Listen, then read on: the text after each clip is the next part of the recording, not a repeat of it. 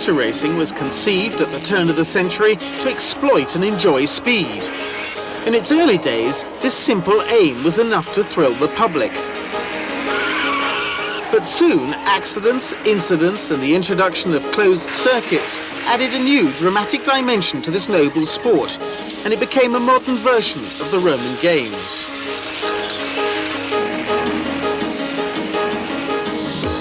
For everyone, risk began to outweigh progress. The notion of accident, of death even, became inseparable from the sport itself and the fascination that it exuded. It was, besides, the natural consequence of almost inevitable martyrdom. In fact, up until the end of the 60s, fate dictated that one Grand Prix driver in 10 would be killed during each Grand Prix season. The idea of safety for drivers until then was almost ignored by those who ran the sport, more concerned with the protection of spectators. It was understood that the drivers themselves only raced because they loved to court danger.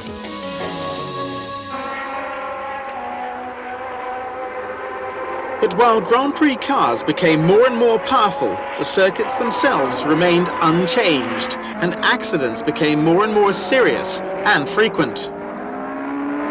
So, under the leadership of three-times world champion Jackie Stewart, drivers started a campaign to force circuit owners to build their tracks and runoff areas in a way which would minimize the consequences of accidents.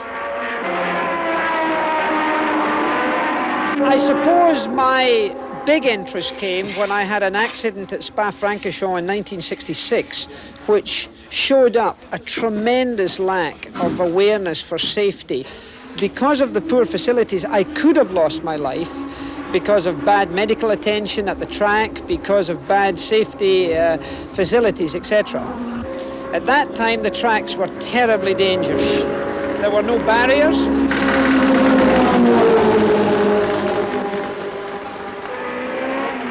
There were earth banks that were no more than launching pads for the race cars when they left the track. There were trees that were there unnecessarily and many other hazards that could have been avoided.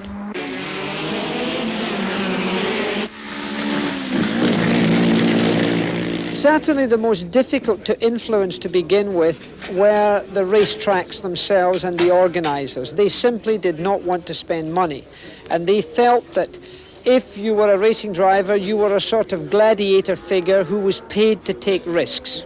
At that time, the race cars themselves had a lot to be done, but we were not advanced enough in our thinking to look at that side of it at that moment. I think the strongest lobby was unquestionably through the media. Who the people were behind that lobby, I to this day still do not know. But I suspect it was the track owners at that time who were seeing their money having to be spent on facilities that were not going to improve their gate or their pocket.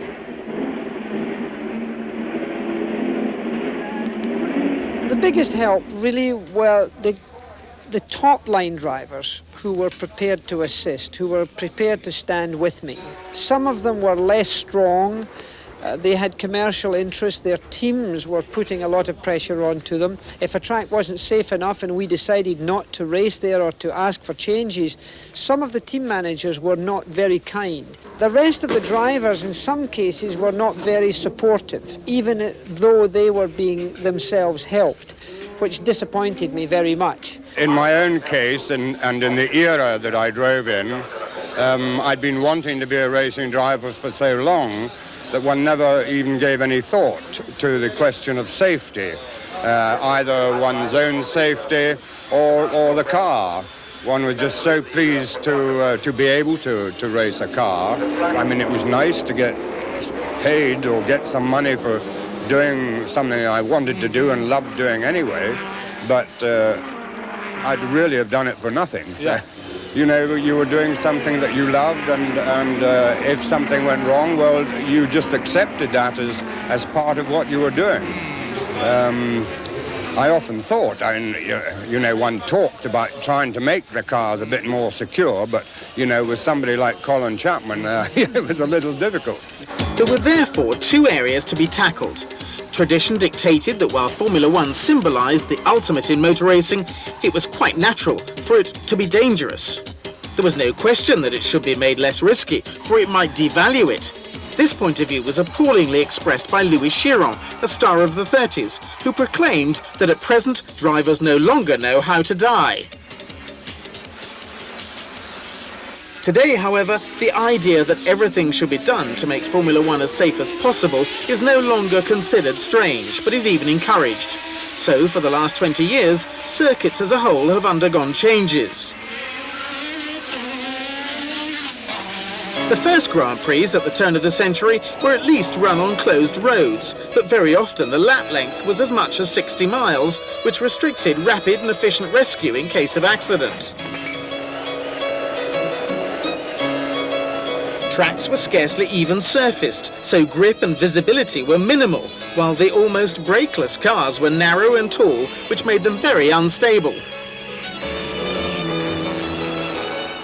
In the 20s, road surfaces improved, but still, most Grand Prix venues were little more than public roads closed for the weekend with little or no preparation.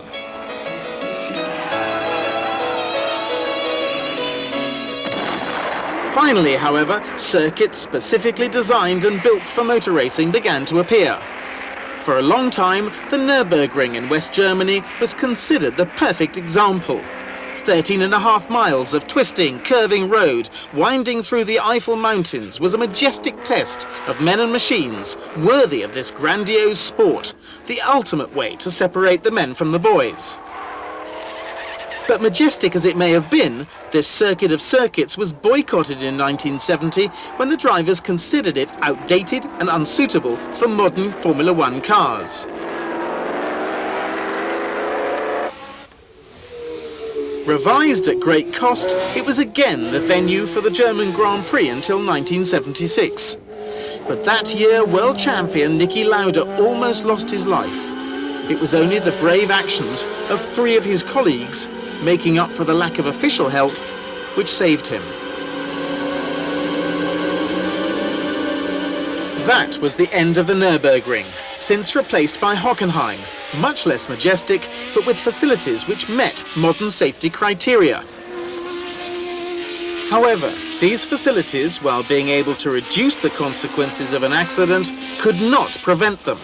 So it was that during the 1982 German Grand Prix, Didier Pironi was a victim of a terrible accident with Alain Prost. C'était absolument épouvantable. Je me rappelle très bien, bon, il m'a percuté par l'arrière droit à pleine vitesse. Il est monté, je sais pas, minimum à 4-5 mètres, complètement droit comme ça, et il s'est ralenti par l'air. Il a d'abord touché l'arrière et après bien entendu l'avant.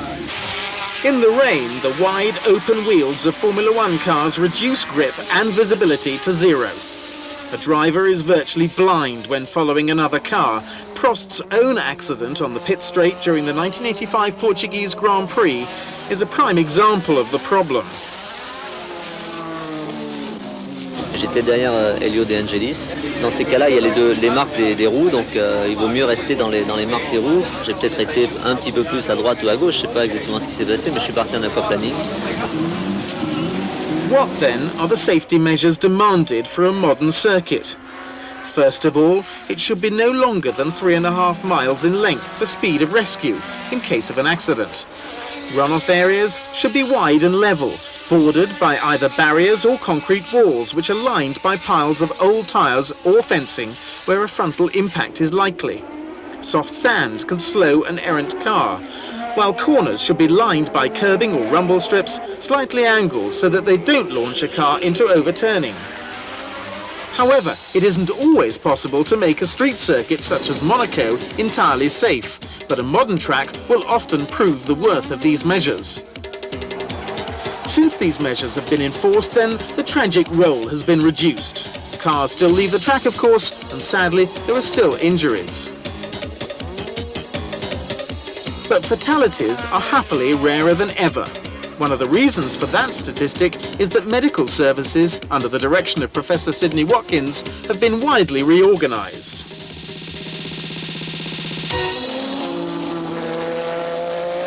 Enormous progress has been made because what has happened in the last 10 years has been the evolution at all of the circuits to which Formula One goes of modern medical centres with modern equipment up to the standard of the intensive care unit that you would find in the best hospitals throughout the world. The first phase is to rescue the pilot from the accident. And the modern technique for that is to have interception cars driven by experienced race drivers who are stationed around the circuit. And in each car there will be a doctor, a resuscitation expert, and perhaps a paramedic or a second doctor.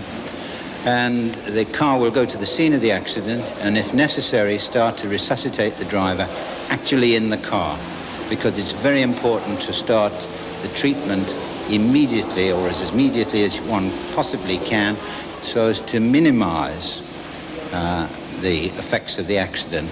And that is now done in the car.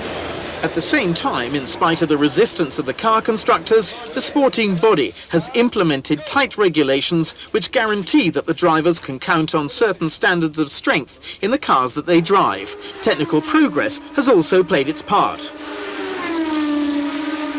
Alla fine degli anni 70 e inizio degli anni 80 a livello sicurezza c'era ben poco. Purtroppo furono gli anni di grossi e tragici incidenti. Dall'82 fu l'introduzione dei nuovi materiali, compositi. Passammo dalle vetture classiche in metallo alle vetture composite. Un'altra data importante fu 4 anni fa, quando passammo al crash test vero e proprio. Oltre alla cellula di sopravvivenza fu introdotta la prova d'urto per provarla effettivamente. What was the principle of the survival cell? Diciamo che poniamo delle dimensioni minime di costruzione dello chassis, sia come abitabilità del pilota, sia come impiego di materiali. Diamo delle dimensioni minime e la qualità minima dei materiali da utilizzare. Philippe Allio's incredible accident in the 1988 Mexican Grand Prix was proof that these worked. He emerged unscathed from his Lola. Negli anni 50 e fino alla fine degli anni 70 il problema dell'incendio fu quello più grave. Oggi possiamo dire che fortunatamente è scomparso questo. Formula One cars have to be fitted with soft fuel tanks, which, like the self-sealing valves and fuel lines, are of aviation standard. A well-indicated exterior cut-off switch and an on-board automatic fire extinguisher are also obligatory, while a tank of medical air will allow a driver to breathe for 30 seconds in a fire without risk of lung damage.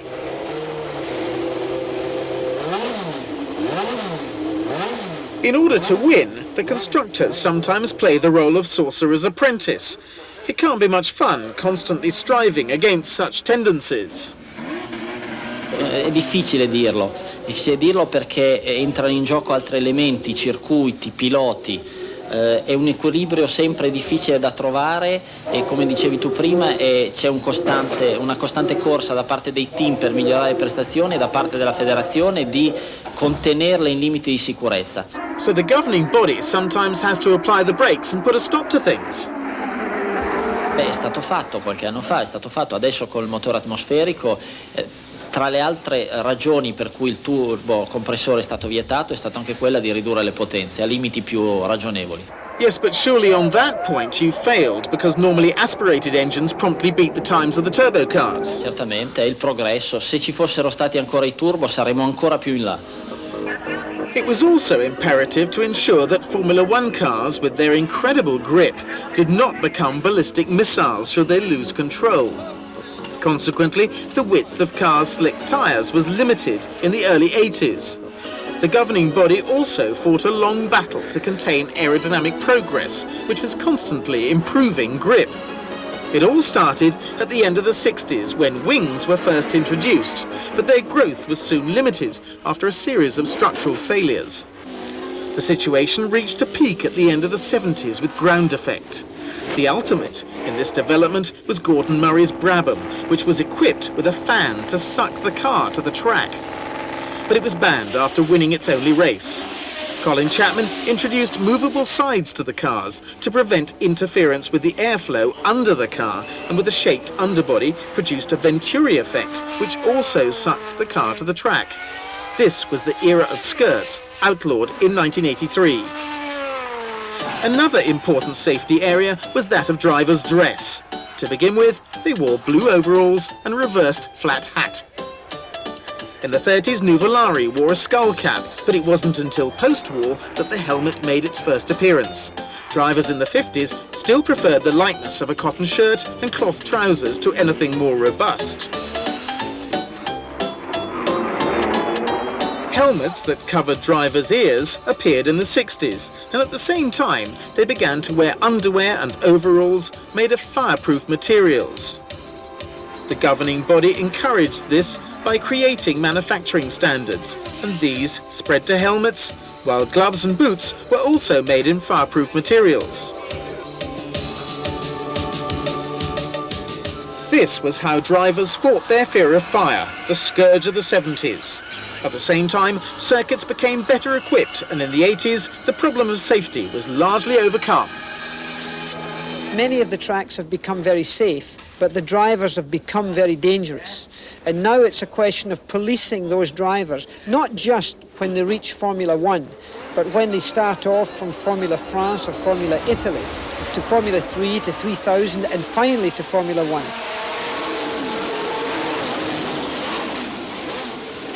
The driving behaviour, as I see it today, is extremely poor, and that's a human problem. Obviously, it is hard to protect the drivers from one another. But one area in which improvements could be made was at the start, the most dangerous part of the race, when the cars are still closely grouped. The principle of placing cars according to their speed in practice was adopted in 1933, the grid system, utilised in order to limit overtaking when the field was still closely bunched. But the cars became so wide that the system had to be fine-tuned to limit accidents, spacing cars further apart on the grid. A 2x2 grid replaced the previous 3-2-3 configuration, and that was then staggered.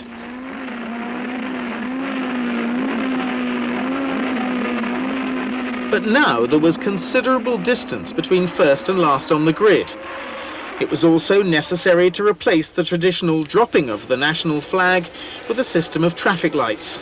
Strange perhaps, but more visible, and now operated by a professional starter used to the tension and problems of Grand Prix starts. This was an attempt to prevent any repeat of accidents such as that at the start of the 1981 Belgian Grand Prix, when Siegfried Stoer ran into a mechanic from his own team who was trying to start his teammate's engine when the start was given.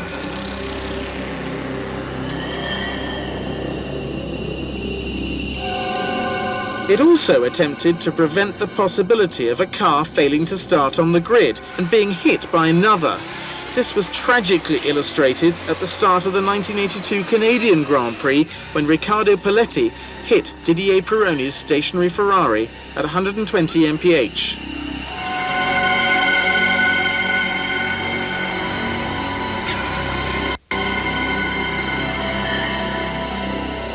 This was strangely ironic.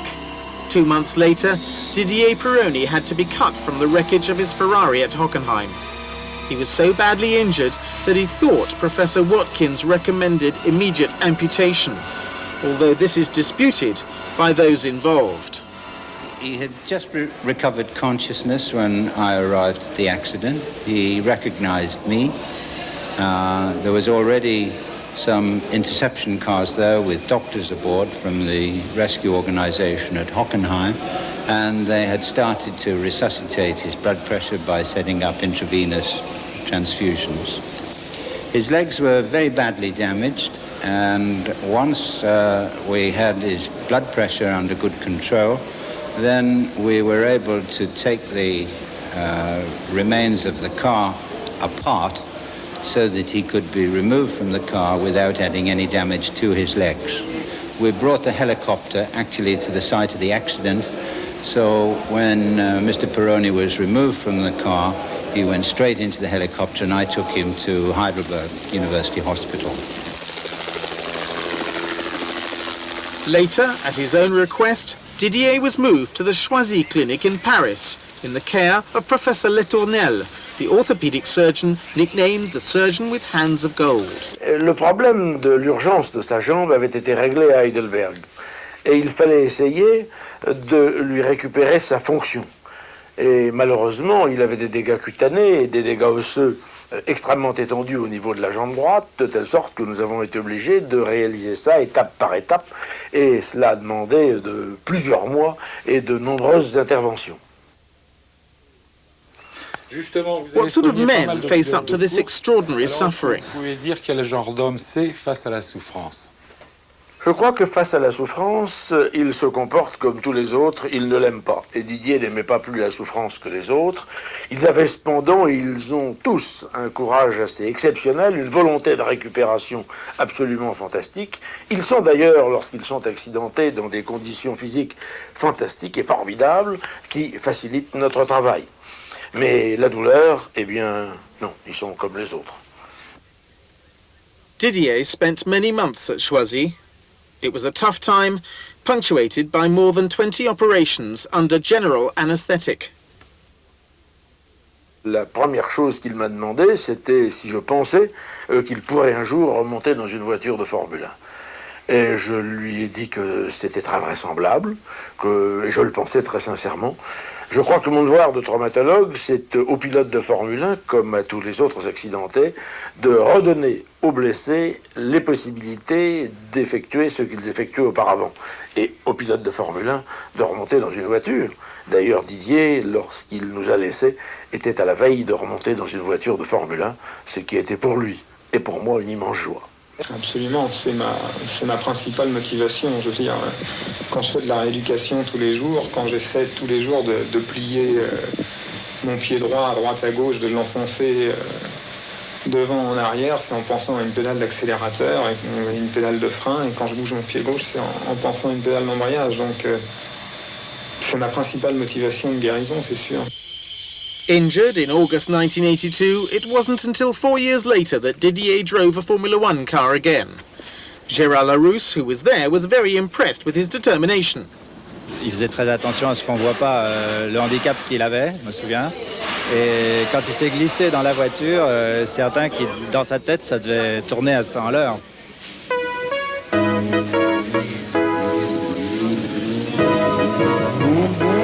The test took place at Dijon, in a Ligier, during a closely guarded private session. Il avait tourné très bien, de manière très constante, à la Didier, quoi. C'était un type tellement déterminé et volontaire.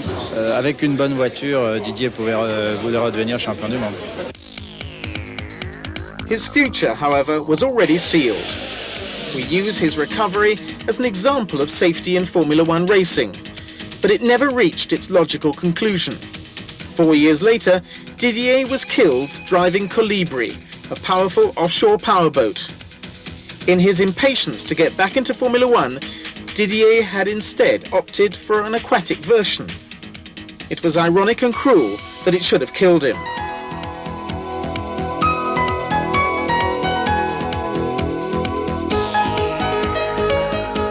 The moral of the story is that racing remains racing and drivers remain drivers. In spite of all the efforts and all the progress that has been made in safety, it would be wrong to believe that you could turn this high-risk sport into a secure and innocent game. These days, Grand Prix drivers pay for their sport less frequently with their lives. But accidents happen and will continue to happen. They are an integral part of motor racing. But constant vigilance is also vital, particularly concerning technical innovation, if one is to avoid the terrible toll of the 50s and 60s when, each year, it was inevitable that 1 driver in 10 would not survive the season.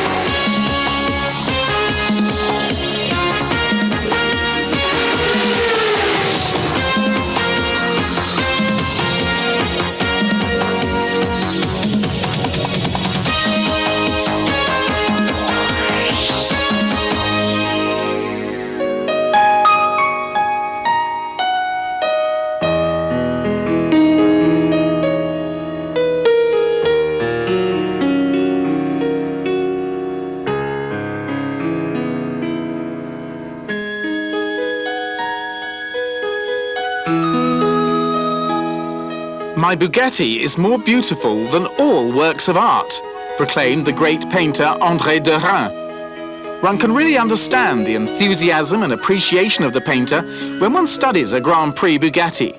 It isn't perhaps a work of art in the literal sense, because its beauty is more functional and in a way coincidental. But it's certainly a masterpiece in its contours as well as its lines, whose balance and purity are faultless. That other great name in motor racing, Enzo Ferrari, wasn't quite the same art connoisseur as Bugatti, who came from a great creative family. However, when he described the creation of a racing car, he used words which were more artists' jargon than engineers. Che la macchina bisogna prima sognarla, per poi chiedere ai propri collaboratori se si sentono in grado di realizzarla, se condividono il sogno di chi vuole ottenere successo. A racing car, however, is basically conceived and designed for a reason. It has a job to do, and any technological considerations revolve around that basic raison d'être. Even so, some, if not all, racing cars generate admiration in what are almost sculptural qualities, which reveal the hand of the artist who created the shape, drew the lines, and embellished the profile. Is there then a mysterious rapport between beauty and practicality in spite of the differences between art and technology? Is it true, as some will suggest, that that which is beautiful is necessarily effective? Or, to put it in racing language, if it looks right, it usually is right. One thing is for sure, and that is that certain designers have more artistic talent than others. They may all be engineers, but not all have an artistic touch which, consciously or not, is revealed in their designs. Furthermore, the spirit of avant-garde unites certain engineers and certain artists in a common quest for innovation, with the same penchant for risk.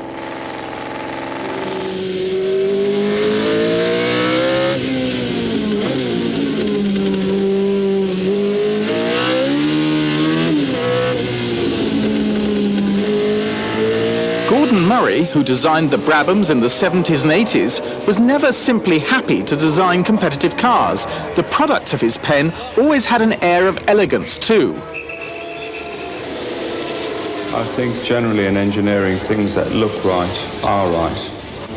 It's something that happens almost subconsciously when you're drawing something. There are a lot of areas on the car that aren't actually aerodynamically important. And it's just as easy to make something pretty as not pretty, and it's something you have in you, I think. On the car design side, I think there's a very strong emotional feel, even though it's a very technical subject, a racing car. When you're designing a car, I certainly have a very strong emotional feel for it. And I think anything that's technically as perfect as a Formula One car is an art form anyway.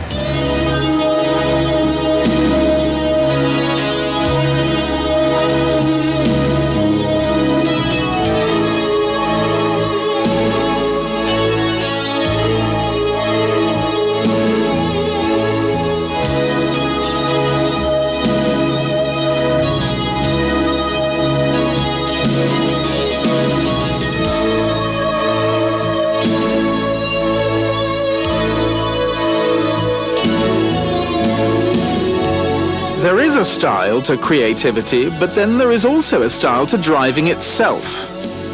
Quite simply, but also significantly, driving may be divided into two areas.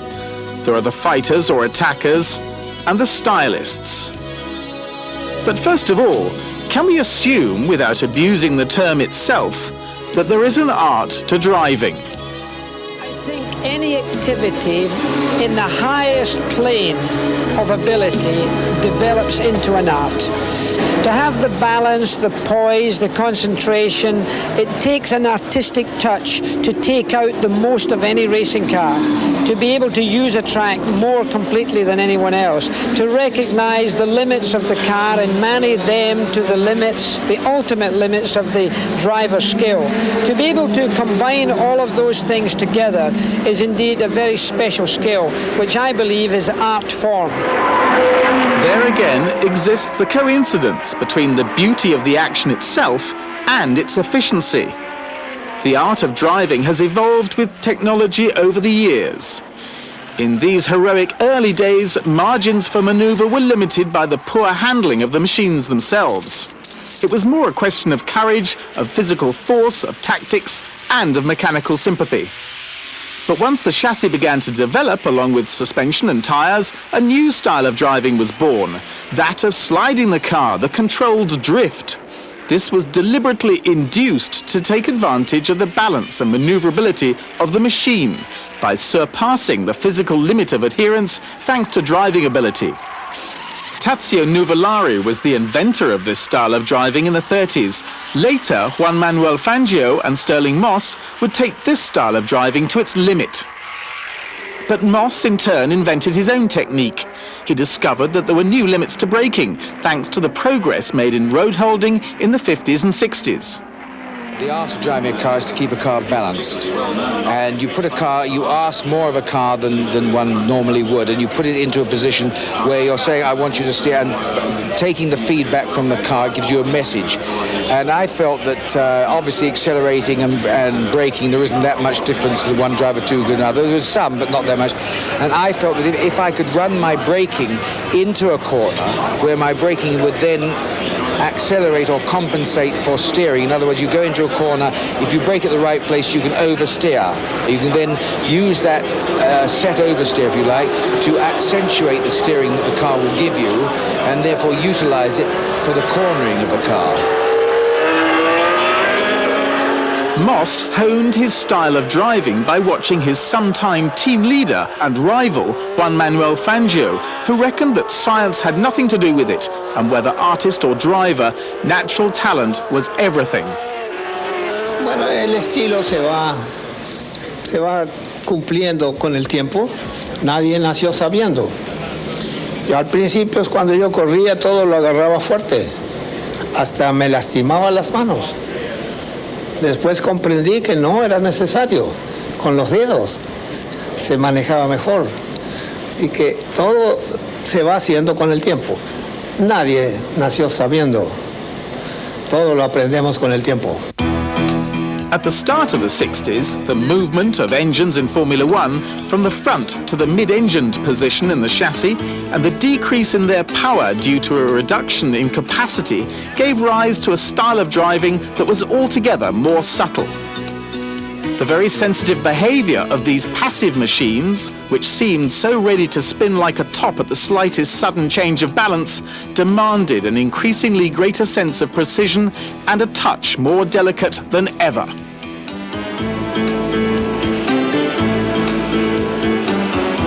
Furthermore, the development of suspension which could be adjusted to each individual circuit demanded an increasingly greater relationship between a driver, his engineers, and his car.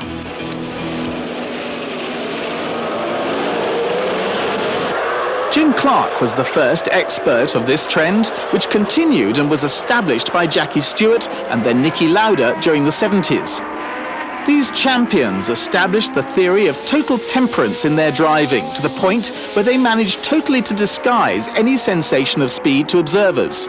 In fact, to watch those who practiced in this school of driving with their squeaky clean cornering lines and faultless acceleration, one was tempted to think, wrongly of course, that they were totally in control all the time.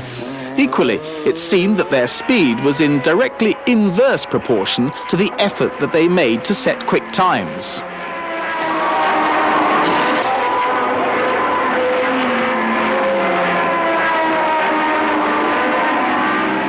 Others, however, stayed faithful to a style of driving altogether more instinctive, generous, and spectacular.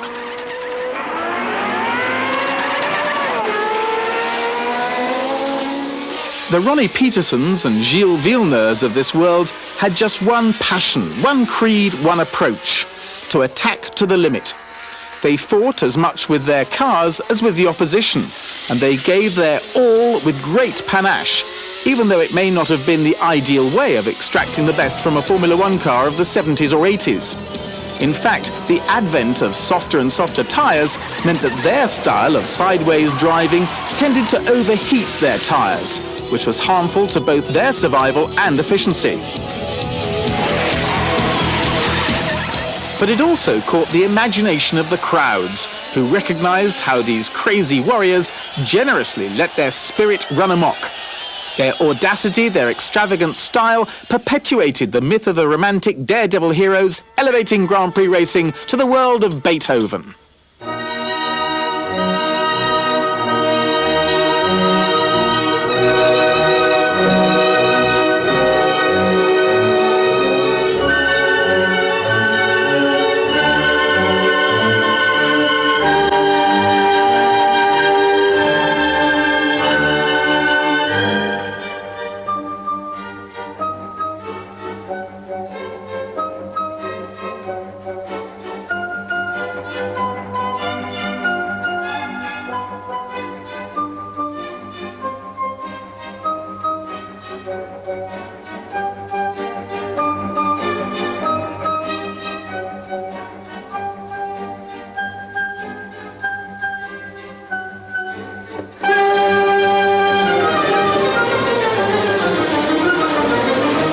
A Grand Prix start, the raucous din of unleashed engines which cause the earth, air and eardrums to vibrate in unison, is also the opening of an heroic overture. The field which jockeys fortissimo on the first lap, the sharp, abrupt gear changes, the mounting revs after each one which mix together in a syncopated and frenetic rhythm. They sound like something produced by an orchestra gone mad.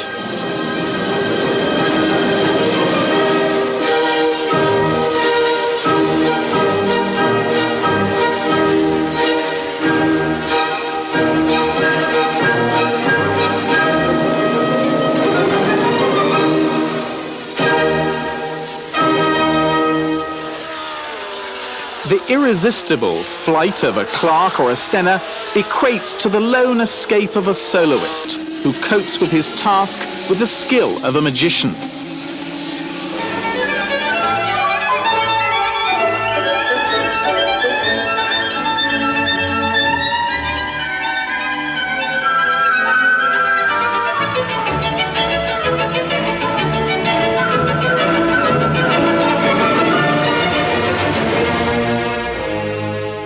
A refueling stop perfected during the 80s at the height of the turbo engine's thirst is a ballet of rigorous precision, managed to perfection by the crew chief, who is briefly the director of choreography as he balances the awful potential danger of fuel escaping onto overheated mechanical parts and the need to waste the least time in order to send the impatient driver back into the race.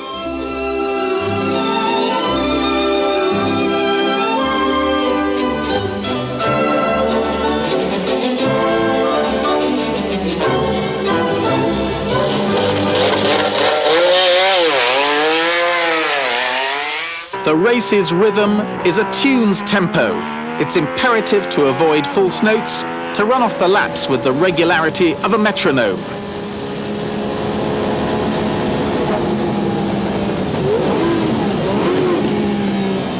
Yes, great drivers are both sportsmen and artists. They demonstrate their art in their driving style, each in his own register.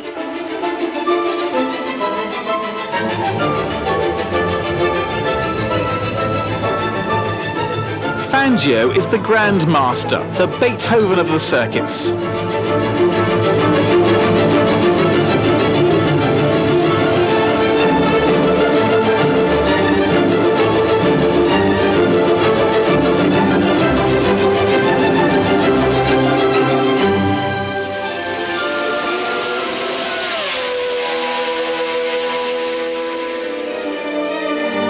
Clark was grace personified.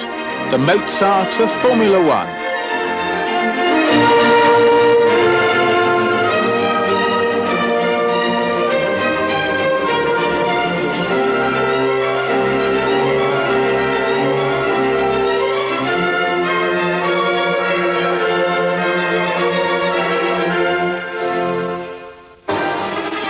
Stewart, all finesse, was a sort of Debussy of the wheel.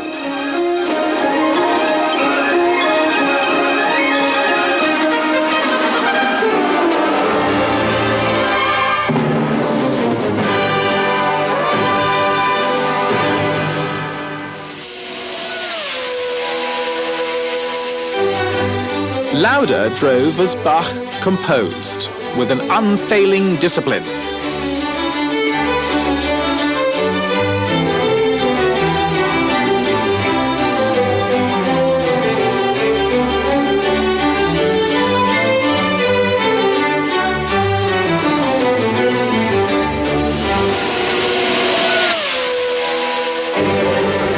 Prost, always precise, is the Vivaldi of the tracks.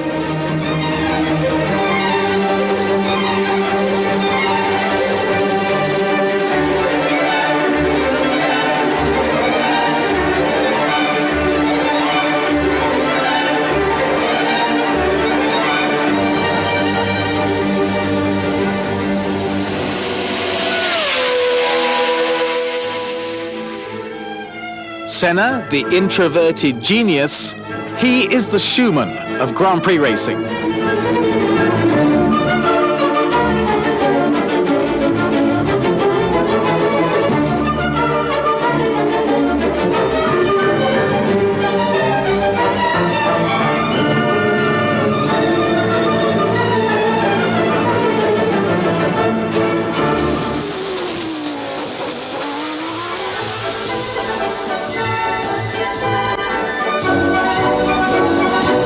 And one can come up with many more comparisons, without forgetting Strauss and his waltzes, of course.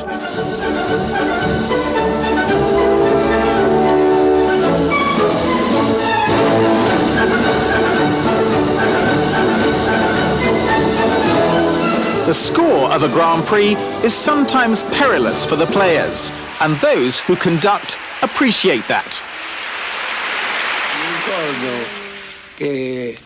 Von Karajan un giorno mi disse e mi scrisse: ascoltando il vostro 12 cilindri scaturisce un'armonia che nessun maestro saprà mai interpretare. But art in Formula One is also a fascination with machines, and Jean Tinguely uses them as a basis for his art.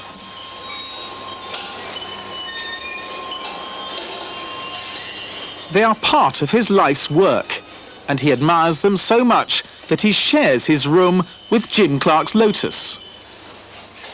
Nous en sommes, avec la Formule 1, arrivés à un point où l'être humain crée un objet, crée un mythe, crée une chose fantastique qui est pour moi œuvre d'art parce qu'elle a cette qualité de me surprendre, de me bouleverser, de me faire vivre, de me faire respirer avec mon étonnement brûlant en voyant cette incroyable aventure de l'homme avec la machine.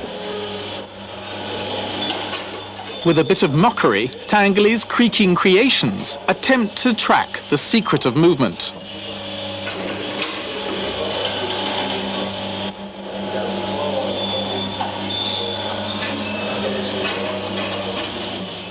Emanuele Zerini, on the other hand, tries to convey speed in bronze. He was originally a photographer but wanted to express the abstract of the speed of racing cars in model form, as seen through his own particular lenses.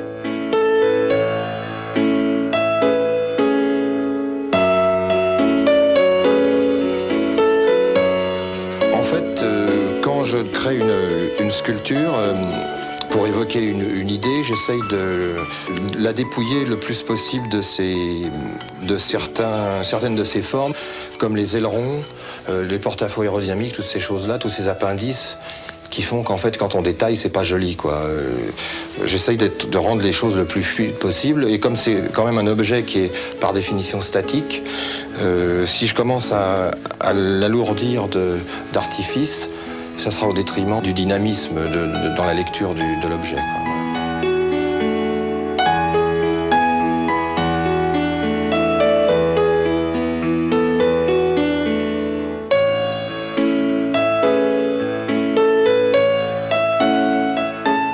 Michel Lecomte is among the many artists worldwide who like to bring their subject matter to a standstill in order to work their own magic on it and make it move again, faster than ever.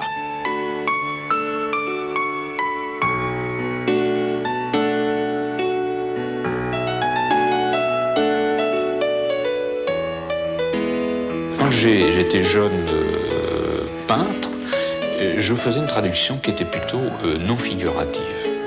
Et plus je me suis intéressé à cet univers, plus j'ai travaillé et j'ai approché les hommes, plus je suis devenu réaliste.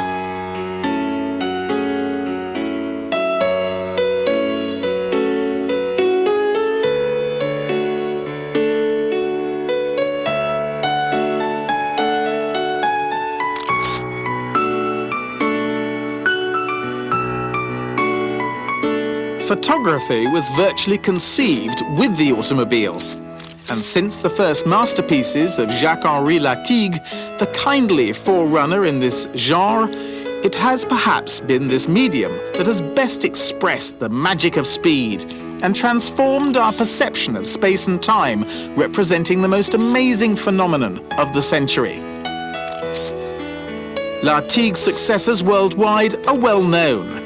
Assay, Snowden, Schlegelmilch or Rondeau, whose pictures capture and retain the spirit of racing in an imaginative kaleidoscope of lines and colours.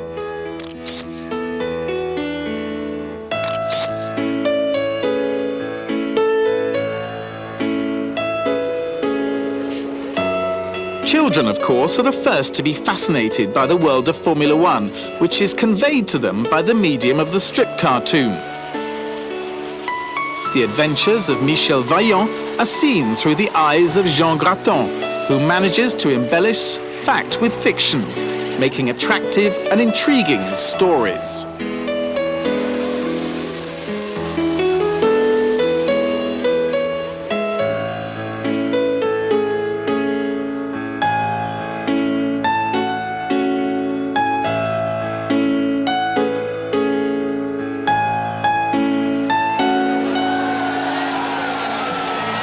Formula One has even been touched by the legendary Beatles.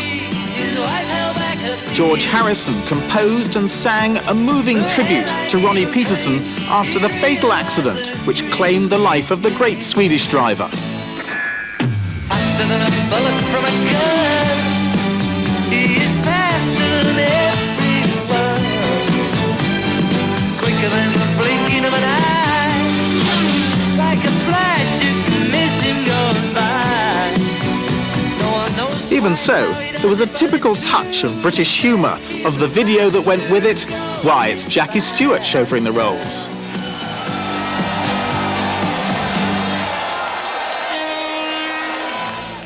Artists, whether wielding bow, paintbrush or steering wheel, either interpreting or participating, are all made of the same stuff. They share the same desires, take the same risks, and draw from the same sources. They seek determination to push them on an unending road to perfection, and inspiration which satisfies their taste for excess, carrying them beyond the known limits of lesser mortals.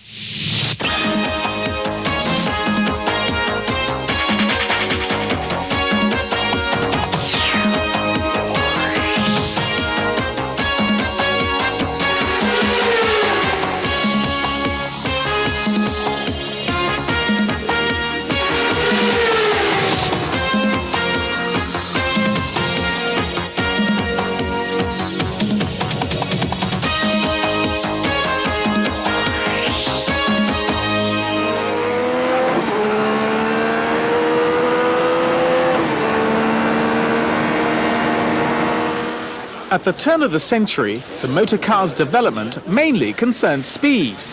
Scarcely had man developed petrol-driven cars than he began to race them. In those heroic old days, it wasn't a sport that was money-orientated. Early racing drivers were gentlemen fascinated by technical progress and amateur sportsmen who liked to take risks, like the famously bearded aristocrat René de Knif or the Count of Chasseloup-Laubat. Or else they were pioneers of the motor industry, eager to show off the capabilities of their products, such as the Renault brothers, Fritz von Opel, Émile Levasseur, the Dion and Bouton, the Michelin brothers, and later Vincenzo Lancia.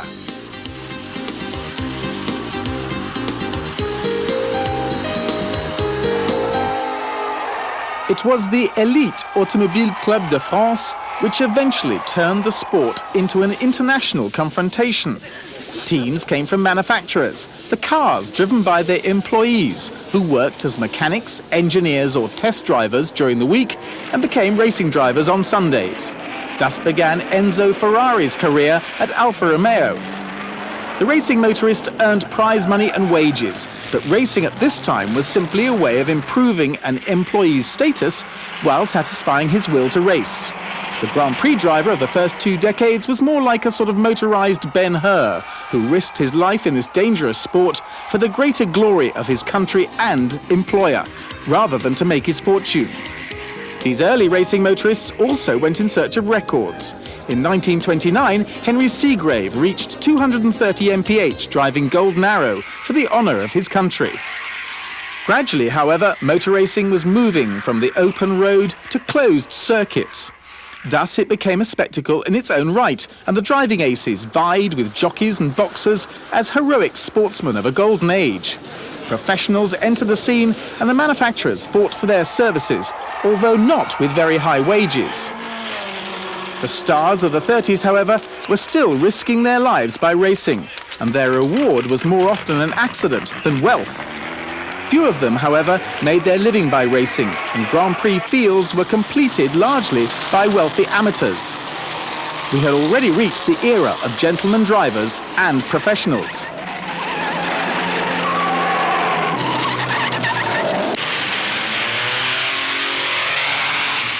It was the same in record breaking. The gentlemen drivers, Sir Malcolm Campbell and then John Cobb, both broke the 500 kph barrier in 1938.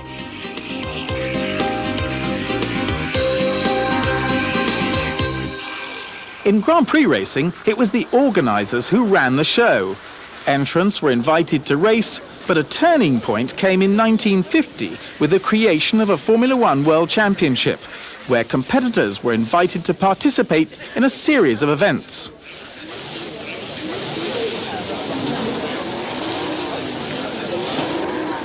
This process didn't guarantee a fee, and it didn't overcome haggling over money.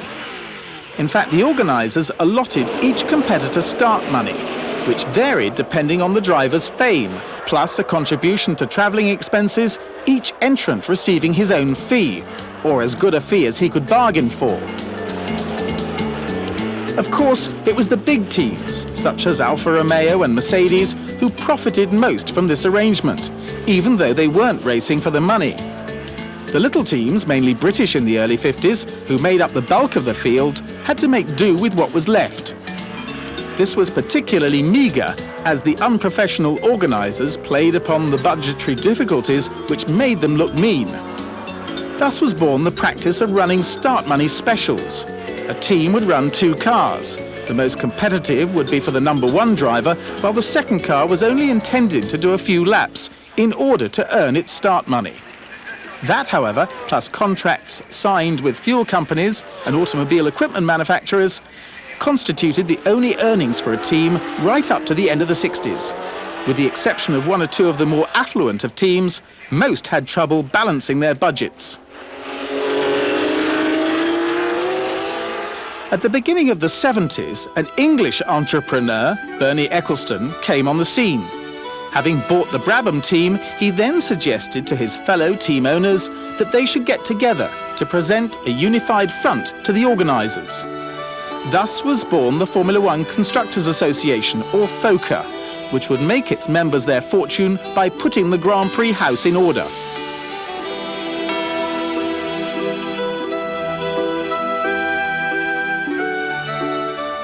You just need to be competing for 1 year and shown to be doing a sensible job and apply for membership.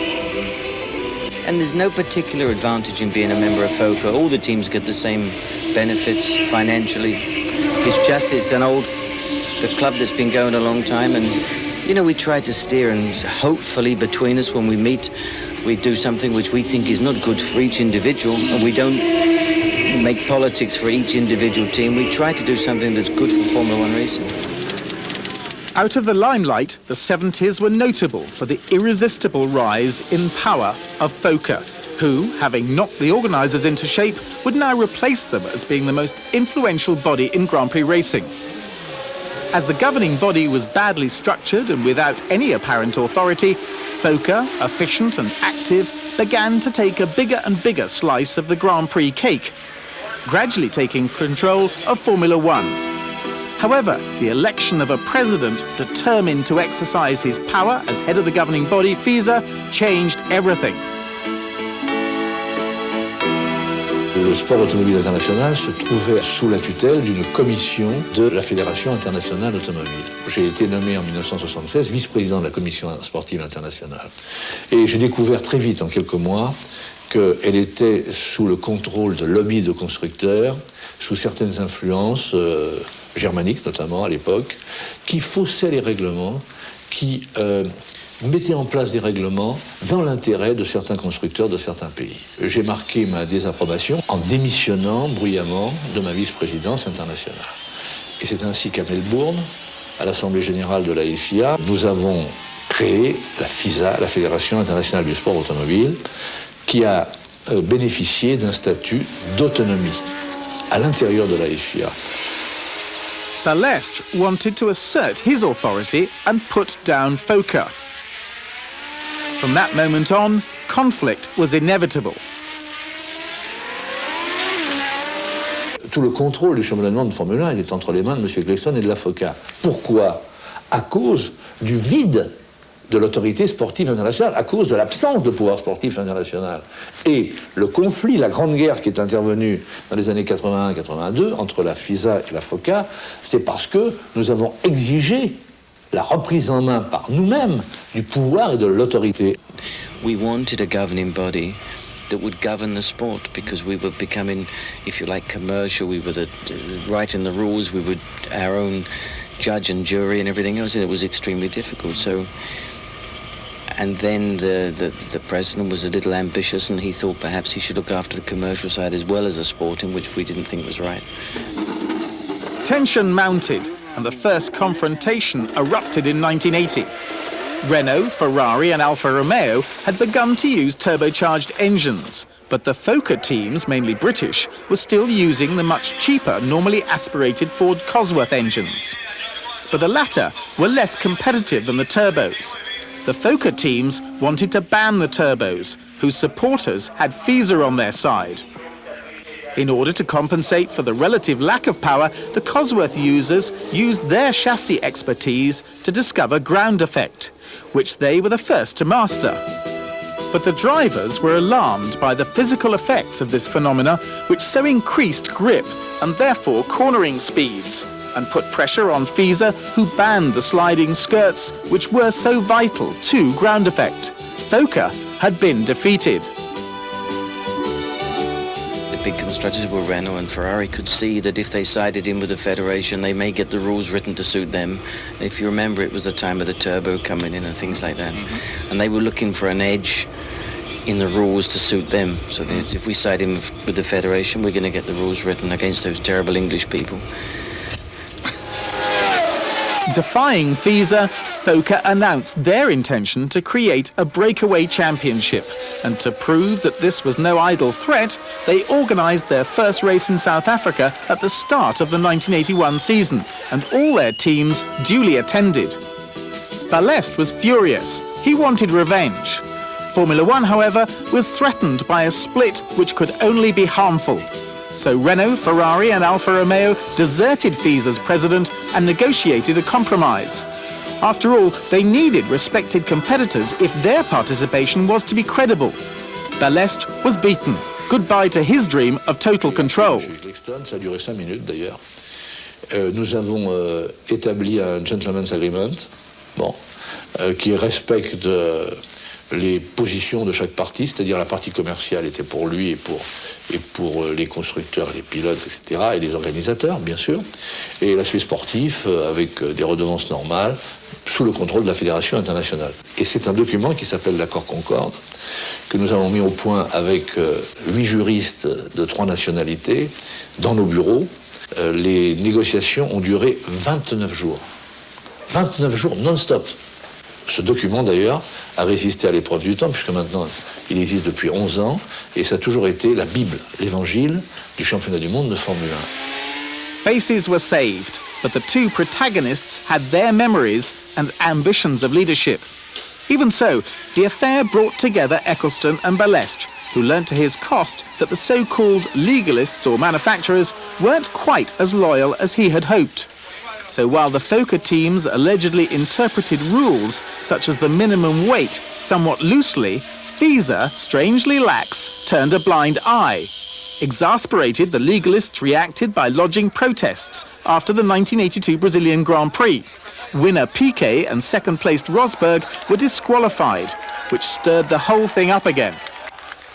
Nearly all the British teams objected to this decision and boycotted the subsequent San Marino Grand Prix.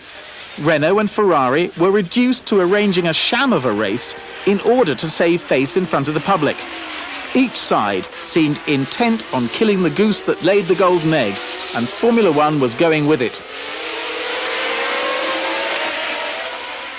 It was the eminent Commendatore Ferrari, Formula One's own conscience, who would save the day. Thanks to his intervention and adjudication, the reconciliation was officially signed and sealed on his home ground at Maranello. This time, all interested parties were in agreement to make the 80s Formula One's golden age, although this would surely not be free. What was at stake was just as vital as the former adversary's previous argument. Since 1968 and the appearance of sponsors on racing cars, Grand Prix had become big business.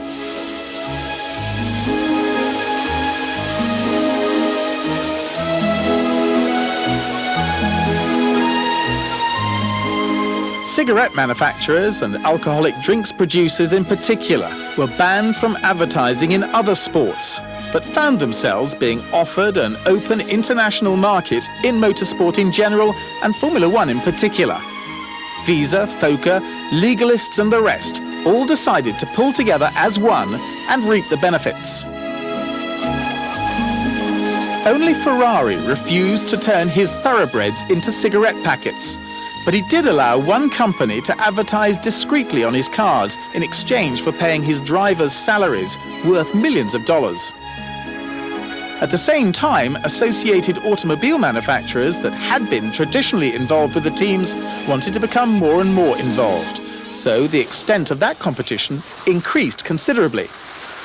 In the tyre sector, for instance, Dunlop had enjoyed a monopoly at the end of the 60s, but then American companies decided that they wanted to become involved in 1964 in order to promote their products in Europe.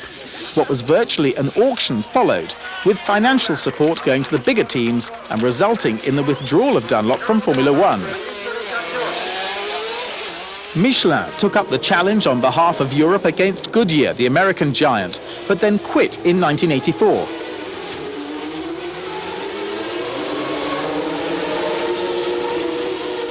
Pirelli came in, but spasmodically and consequently with little success. When they quit, Goodyear was the sole supplier at the start of the 90s. Competition in the tyre supply resulted in considerable technological development, which in turn helped to make Formula One cars even faster. At the same time, however, it also meant that teams' tyre costs went up, and this was even further aggravated in the 80s by the use of soft compound tyres, which would be used in qualifying and last just for one lap. This apparently pointless course of action was at first limited and then abandoned altogether, thanks to Goodyear's monopoly. We bring 2,300 to 2,400 tires to each racetrack. Depending on the rain, how well the qualifiers work, we'll use maybe 1,000 or 1,200 of them. We actually make about 30,000 racing tires for Formula One, for the races and for the testing. A lot of testing, as you well know, going on. We don't like to talk money, but it talks many, many millions of dollars, just Formula One. This increase in the cost of competition had two different consequences. One was positive in that the larger teams weren't only supplied with free tyres, but were subsidised as well. But on the other hand, the downside was that the rest of the field had to spend an ever larger proportion of their already meagre budget on buying tyres. The increase in interest in competing came from two different fronts. There were the media benefits, for media interest in Grand Prix racing had grown considerably since the end of the 70s. And trade sponsors were also interested in using Formula One as a proving ground, which speeded up research and product development. We get a lot of benefits from Formula One. One of them, of course, is to promote Goodyear and promote our racing image, our performance image. But certainly we do a lot of training, a lot of engineering development, different fabrics, different materials and tires, and it's a lot of good reasons for being here. Technology developed in racing without doubt contributed to the development of production tyres. The lowering of profiles, widening of tread patterns, development of a radial carcass, rain patterns, etc. For a long time, the fuel company's role in Formula One was limited to that of part sponsors rather than technological partners, as only pump fuel could be used. But all that changed with the introduction of turbocharged engines at the end of the 70s. The specific problems of combustion which came with the use of these engines led to pressure being brought to bear on the fuel companies to supply sophisticated mixes of fuel which were specifically brewed for these engines.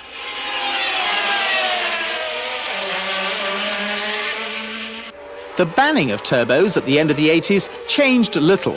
Research continued, if not increased, in order to get the best out of the normally aspirated engines of the 90s. Depuis le retour de Renault Sport, avec le moteur atmosphérique de F1, nous avons développé plus de 300 formulations de carburants spéciaux au sein du centre de recherche de Solèze.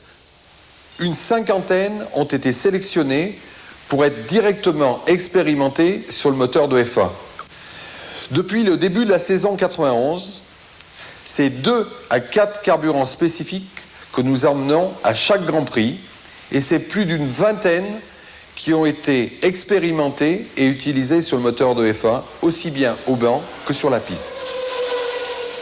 The extraordinarily high-revving engines powering the Formula One cars of the 90s demanded ultra-sophisticated fuel, because the development of one went hand in hand with the other. But unlike the tyre situation, which became a monopoly, fuel companies vied with one another for supremacy in an increasingly competitive field where the products contributed considerably to an engine's power. The downside was that it was yet another money-gobbling situation, one more to add to the inflationary spiral to which Formula One was so vulnerable in the 80s and 90s. There was obviously a need to put a brake on this super-sophisticated research, which unfortunately was fatally threatening to the sport, simply because it was so costly. But the fuel companies didn't want to relinquish their hard-fought position as important technical partners. Chi vuole interpretare la Formula 1 come un laboratorio sperimentale dove è libero fare la ricerca scientifica la più avanzata. It has to be said that the reason why major companies wanted to invest greater and greater sums in Formula One was because that since the 70s, it had become one of the major media sports in the world, guaranteeing sponsors tremendous coverage. Bernie Ecclestone was the first to recognise the benefits, ensuring that Grand Prix would become media shows, which would in turn reward the performers. In the 10 years between 1981 and 1991, the television viewing figures for the World Championship multiplied by 5, approaching 300 million according to FOCA, who sold the rights to nearly 100 countries. And that explains why the earnings of teams and drivers could be multiplied by 10. Money which is put into Formula One is not put in for nothing. I mean, sponsors only are here to pay the money if they at least get the double back. I mean, nobody is stupid, especially in today's times. I think really Bernie did a fantastic job of keeping it all the time interesting, inventing new races in new countries to keep a consistently growth in Formula One. And the growth in Formula One means more media, more public, more spectators. That means more money put in and more sport and more interesting things come out. And it's amazing how Formula One develops. The only bad thing about Formula One, in my opinion, is that it is so good that it destroys the rest of motorsport. How much is a Grand Prix worth? And how are the earnings shared out? Each promoter pays out a fee to FOCA to hold a Grand Prix, understood to be between $1 million and $1.5 million. This money is shared out to the teams on a strict sliding scale, based on qualifying times, positions during and at the end of the race, and status in the Constructors' Championship. Let's take, for example, the case of the Cannon-Williams team in the 1992 Brazilian Grand Prix, where the team's drivers were first and second on the grid and finished in the same positions in the race, and the team led the Constructors' Championship. That performance earned them around $250,000 to $300,000. Add to that a share of the TV rights, most of which is bestowed by FISA to FOCA, and sponsors' fees. Under these conditions, it's no surprise that inflation has broken out like a rash in Formula One, and no one is entirely happy with it. And with the general adoption of carbon fibre, prices of monocoques have multiplied by 10. Each one costs £80,000, a total of around £500,000 for the season, added to which is £15,000 for a nose or a wing, £2,500 for a set of brake discs and pads, £5,000 for a clutch. But the advent of the electronic era has also caused prices to rise, with the appearance of telemetry and the development of ultra-sophisticated engineering systems such as active suspension, semi-automatic gearboxes, fly-by-wire acceleration and traction control. Only the top 3 or 4 teams can possibly keep up, thanks to budgets of 20 to 30 million. Yet they don't pay for their works engines nor their drivers, paid for by sponsors. But the rest are hard pushed enough to get together the budget needed even to be amongst the 26 most competitive cars in the field, for it's so easy to slip into the role of an also-ran. They may only feed on crumbs. Fortunately, the meal itself is so rich. But that's how the paying driver system has come about. During the off-season, drivers, complete with attendant sponsors, search frantically for the best drive that they can buy with that sponsor's help. Some drivers bring the budget with them, although not always in direct proportion to their talent behind the wheel. It's a chase as frenetic as that on the track during the rest of the year. The sport and its stars are rich. But, as with anything where large sums of money are involved, however, there is greed, battles for control, conflicts of interest and political manoeuvring. The actual sport begins to take second place. However, the flow of money that followed the huge sums spent by the tobacco companies began to dry up in the recession of the early 90s. Several teams went by the wayside. The top teams, however, had been introducing high-tech aids that began to take the emphasis away from the driver. There became a division between the haves with large budgets and the have-nots with substantially smaller ones. FISA and FOCA saw the need to cut costs, to bring the sport back within the monetary reach of the smaller teams, but the team owners couldn't agree on how. However, cutting back technology wasn't necessarily the answer, for this was the attraction of the sport for many, particularly the major automobile manufacturers and trade associates. In the early 90s, this was the dilemma facing the sport. Le sport automobile, vous savez, il fait partie de la civilisation actuelle. C'est une civilisation automobile. Alors, le sport automobile trouvera toujours une solution de remplacement. Il existe depuis 90 ans, le sport automobile. Je crois qu'il va continuer encore un certain temps.